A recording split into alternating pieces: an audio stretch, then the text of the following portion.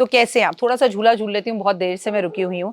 हम बात करने जा रहे हैं 9 नवंबर, दिन है गुरुवार का, भगवान विष्णु का दिन है और इस दिन रमा एकादशी है। रमा एकादशी वो एकादशी जो जिस एकादशी से हम एक्चुअली दिवाली के 6 दिन खास मान लेते हैं। मतलब 9 तारीख को एकादशी होगी, 10 तारीख को धनतेरस का त्योहार और प्रदोष भी है उस दिन, वो मनाएंगे। तो 10 के बाद हम 11 को छोटी दिवाली बनाएंगे, 12 को हम बड़ी दिवाली बनाएंगे। 13 नवंबर इस बार खाली है, कुछ भी नहीं होगा। 14 नवंबर को हम गोवर्धन पूजा करेंगे और 15 नवंबर को भाई दूज की पूजा की जाएगी। जी हाँ, 13 नवंबर क्यों खाली है? क्योंकि आपको ये शायद सुनने के लिए मिले, कई लोग कहे कि दिवाली 12 की है, तो कई लोग आपको कहे दिवाली 13 की है, लेकिन दिवाली का महत्व अमावस की रात पर होता है और अमावस की रात की अगर बात की जाए तो वो 12 नवंबर को है, 13 नवंबर को नहीं है। इसलिए चलिए इसके लिए आपको मेरी और वीडियोस मिलेंगी, इस विषय पर अभी चर्चा करना गलत होगा। अभी हम बात कर रहे हैं रमा एकादशी की, जो कि आपके बिजनेस, कार्य, व्यापार सबके लिए उत्तम उपाय लेकर आई हूं।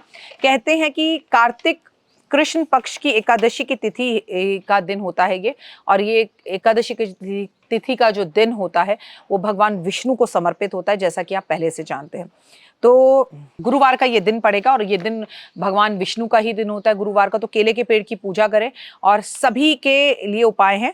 अगर आप लव मेट के साथ रिश्तों को और भी अच्छा सुधारना चाहते हैं और लव मेट के साथ अपने रिश्तों को सही करना चाहते हैं, तो एकादशी वाले दिन आपको आज शाम के समय हाथ पैर धोकर तुलसी के पौधे के पास घी का दीपक जलाना है। साथ में हाथ जोड़कर तुलसी से अपने रिश्ते की अच्छी कामना के लिए वंदना करनी है, प्रार्थना करनी चाहिए। प्लस आपको एक बात बताऊं, एकादशी वाले दिन हम चावल नहीं खाते, इस दिन हम भूखा रहते हैं। और रमा एकादशी जो कि दिवाली से ठीक 5 दिन पहले बनाई जाती है, एकादशी अपने आप में बेहद खास होती है। इसमें पूजा पाठ करें, खूब अच्छे से तैयार हों, सजें सवरें, और सफेद रंग के वस्त्र अगर आप पहने तो बहुत उत्तम होगा। विष्णु लक्ष्मी की पूजा करें तो बहुत उत्तम होगा। समुद्र के किनारे हैं तो आपको इससे बहुत ज्यादा लाभ हो सकता है। समुद्र के किनारे जाके दीपक जलाएं और थोड़े से चावल, कुमकुम, अक्षत और थोड़े से फूल जो है वो समुद्र में अर्पित करें तो आपको लाभ होगा। जीवन साथी के साथ अगर आपको अपने रिश्तों को अच्छा करना है तो आप बिल्कुल सुबह नहा धो के साफ सुथरे कपड़े पहनकर और जो है तुलसी के पास बैठकर उस पर जल अर्पण करें, और उसके बाद जो वहाँ की गीली मिट्टी है वो अपने जीवन साथी के माथे पे लगाएं और स्वयं भी लगाएं।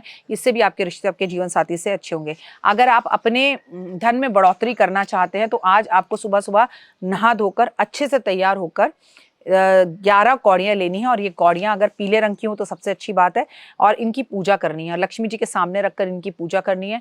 ओम महालक्ष्मी नमः का 108 बार जाप करना है, गाय के घी का दिया जलाना है, कौड़ियों पर सिंदूर लगाना है और फिर इसको लपेट कर अपनी तिजोरी में आप रख सकते हैं। लेकिन ये उपाय उन लोगों को करने की ज़रूरत है जिन्होंने अपने घर में पोटली नहीं मंगाई, क्योंकि मैं 9 तारीख रमा एकादशी की बात कर रही हूँ, 10 को धनतेरस है, प्रदोष है, जिस दिन हम अपनी पोटली को तिजोरी के अंदर रखेंगे और वो भी शाम के टाइम पर रखेंगे तो उससे हमें बहुत लाभ मिलेगा।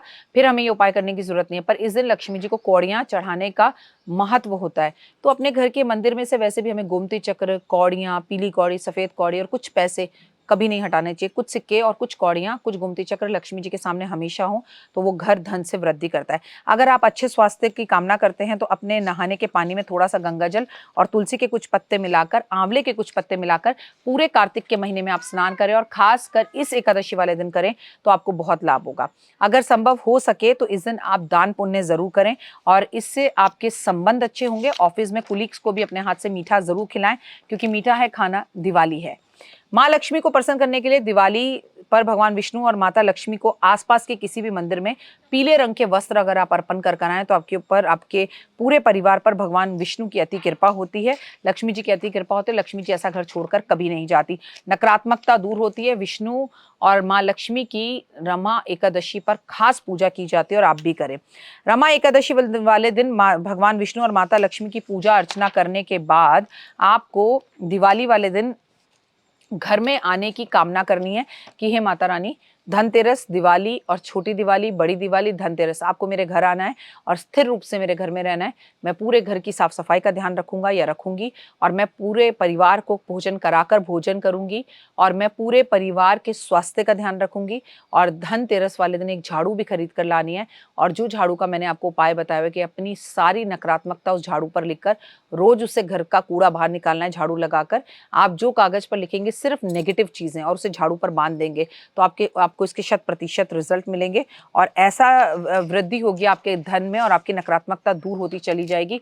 रमा एकादशी 12 की 12 जितनी भी हमारी 24 एकादशियाँ होती हैं, 12 महीने की जो 24 एकादशी होती हैं, उनमें सबसे महत्वपूर्ण है क्योंकि ठीक दिवाली और धनतेरस से एक दिन पहले है।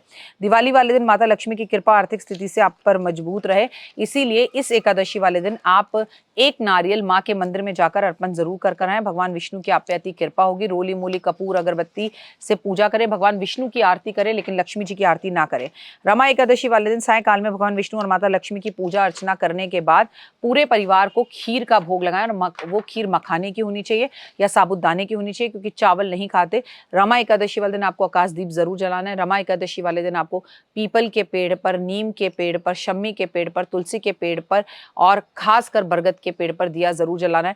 रमा एकादशी वाले दिन इतना बड़ा 4 मुखी घी का दिया लेकर उसको आपको अपने घर के ईशान कोण में जलाना है। रमा एकादशी वाले दिन भगवान पर आपके ऊपर भगवान की कृपा बनी रहे, इसलिए आपको भगवान को इत्र अर्पण जरूर करना है।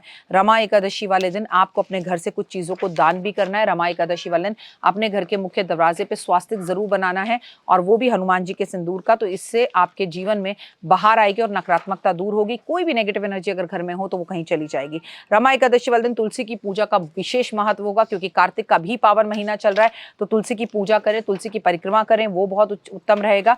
और आज किसी ब्राह्मण को अगर आप कपड़े भेंट स्वरूप देते हैं तो वो भी बहुत लाभदायक रहेगा। इससे लक्ष्मी जी बेहद प्रसन्न होती है और लाइफ में आपको सक्सेस देना शुरू कर देती है। तो मैं डॉक्टर वाई राखी आपसे रमा एकादशी के बारे में बात कर रही थी। और रमा एकादशी जो कि दिवाली से ठीक पहले 9 नवंबर 2023 को दिन है गुरुवार का, और अगले दिन धनतेरस है। तो विष्णु और लक्ष्मी की पूजा एक्चुअली रमा एकादशी से शुरू होकर और भाई दूज तक हम लगातार मनाते हैं। तो ये उपाय करिए और अपने जीवन में परिवर्तन लाकर देखिए। लाइफ में 100% सक्सेस मिलेगी, लाइफ खूबसूरत होने लगेगी। और लाइफ के अंदर रमा एकादशी वाले दिन आपको ये याद रखना है कि जो भी पकवान दिवाली से लेके रमा एकादशी से लेके भाई दूज तक बने, वो सब पहले आप ब्राह्मण को खिलाएं, विष्णु जी को अर्पण करें, भगवान को अर्पण करें, और फिर पूरा परिवार मिलकर खाए। तो ये हुए आपको इससे बहुत लाभ होगा। सभी एकादशियों में सबसे महत्वपूर्ण एकादशी है और इसे रमा एकादशी या रंभा एकादशी भी कहा जाता है। और आज के दिन आपको रंभा देवी की पूजा जरूर करनी चाहिए, क्योंकि वो एक अप्सरा हैं और उनकी पूजा करने से आपको काफी लाभ मिलता है। ये मैं आपसे हर साल करवाती हूँ। उनकी तस्वीर के दर्शन भी आपको कराती हूँ, जो इस साल भी कराऊंगी। फिलहाल दीजिए इजाजत। नमस्कार, जय माता दी।